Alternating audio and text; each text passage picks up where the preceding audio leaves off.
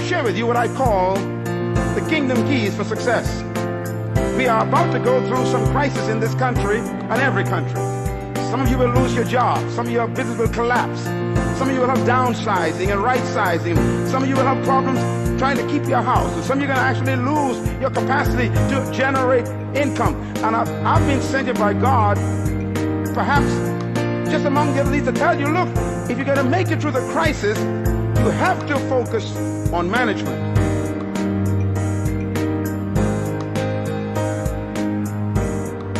Here's God's successful key. Genesis 1:28 says these words, and the Lord blessed them, and God said unto them, be fruitful and multiply and replenish the earth and subdue it, and have dominion over the fish of the sea, the fowl of the air, and over every living thing that creeps upon the ground. Now, listen carefully, because this is really the heart of God's mandate. In Genesis 1:26, God says these words about you. Let them have dominion over the earth.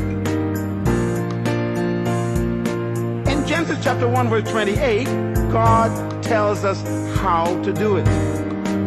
Dominion means to govern, to rule, to control, to manage, to lead.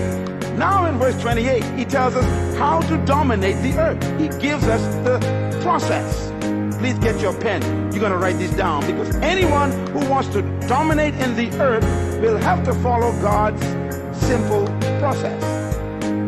First of all, the 4 keys of principles of success in God's program. Number 1, be fruitful.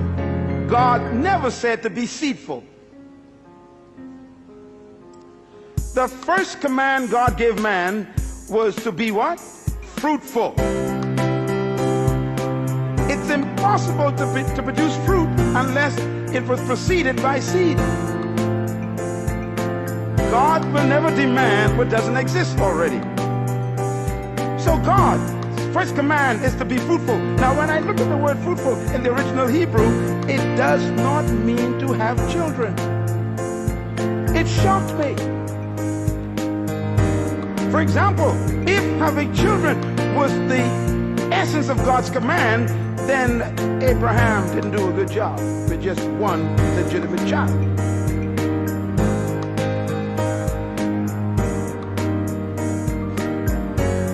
The word fruitful, write it down, it means productive. Be productive. God's first command to humans is be productive. That means produce something. Poverty is the absence of self-production. I remember when Jesus was laying on the floor one day eating, a woman walked in. It was illegal for her to do that, where men were eating at that time, and she stepped over Peter, James, and John, and she came to him, and she took this beautiful stone bottle, and she broke the top, and she poured this ointment over his body, and she began to rub it into his flesh and into his feet, and the scent filled the room, and right away the men knew this scent indicates a quality of ointment that was very expensive. Matter of fact, it was imported from Egypt. They knew it. It was used for embalming bodies. It cost $12,000 to $13,000 US in our day. That's why they said this is a year's wages in one bottle.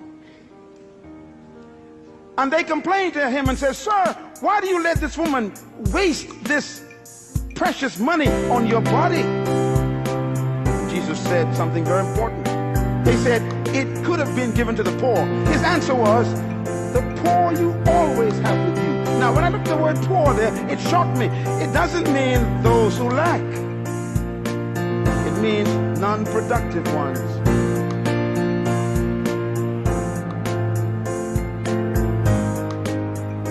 The first command of God is produce. Poverty is when you stop producing. And by the way, stay with me here. God said to Adam, be fruitful. God never gave Adam a chair or a table. He hid them in the trees.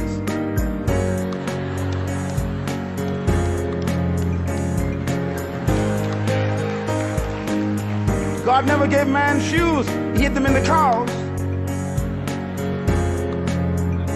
God never built a building before. He hid the buildings in the dirt, the concrete. He hid the cars in the ore, in the mountains. Be fruitful. Be productive.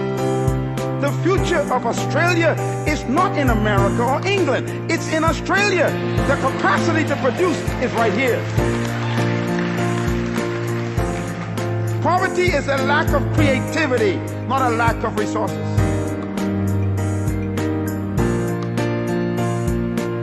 There is no crisis except a crisis of creativity.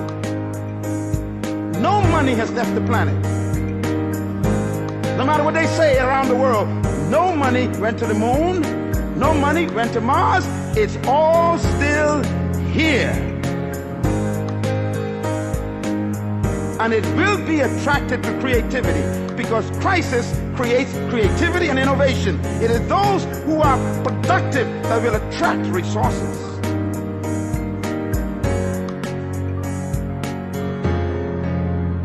Is multiply. Multiply means to reproduce what you produced. If you follow any successful company, you know, I was driving here a moment ago and I just saw McDonald's. And McDonald's is far away from its original headquarters in Orlando. And it's amazing, when you go to McDonald's in any part of the world, it's the same burger. McDonald's has discovered God's program more effectively than the church. First of all, you what? Produce. Everybody say produce. In other words, you produce something. You produce one good item. McDonald's produced a product called Big Mac. You cannot find the Mac anywhere else. That's their fruit. But having a good product, you will still die of starvation. A good idea doesn't make you wealthy or successful. You got to be able to move to stage number 2. Multiply. Reproduce it. McDonald's have developed a system that can produce 1 billion burgers every single month. And it's the same Big Mac.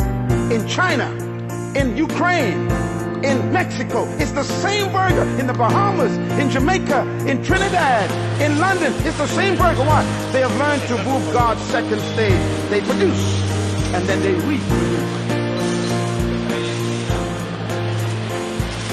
Every successful business on earth has stolen God's process, and only the church have missed it. That's why we're broke.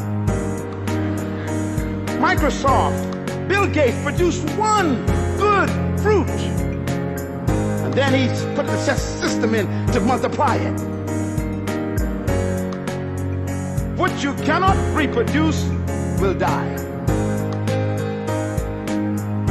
The third command of God is very important. He said replenish. Everybody say replenish. The word replenish means to distribute. You know, it's incredible. God's ideas are all business ideas. Why? You are a manager. No matter how good your product is, and no matter how many times you reproduce it, nothing can destroy a company faster than dead inventory. Come on, businessman, talk to me. You can have the best product in the world in the warehouse and still die of starvation. You must move to the third level of success, and that is distribution. This church was not built by God just to become a good product. He wants to reproduce this 1,000 times in the city. And then he wants to distribute it to other nations of the world.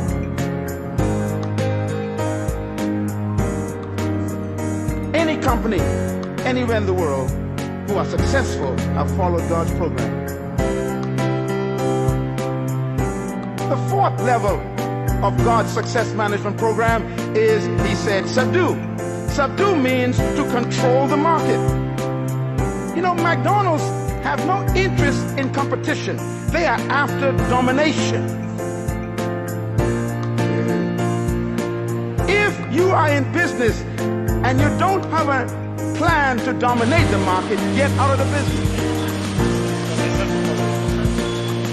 Bill Gates is the wealthiest man in the world today because he was the most successful human so far in our generation who successfully followed God's program. He produced a fruit, he reproduced it, and then he distributed it in every computer, and he was so successful that the entire government was present in the United States. He began to dominate the entire computer market. So they called him into Congress, sat him down, and said, you can't do this. You're too successful. You can't control every computer in the world. His success made him a threat. What are you doing with your gift? That's why I'm here today. You were born with a gift. Oh, I need 2 more sessions for this. This is too important. Listen to me. Your life is a packaged seed bag.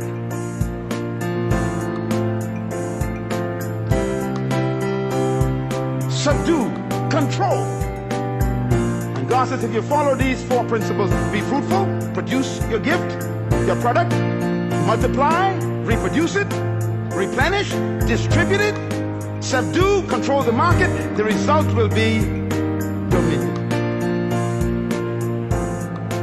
Dominion, therefore, is not a pursuit, it's a result.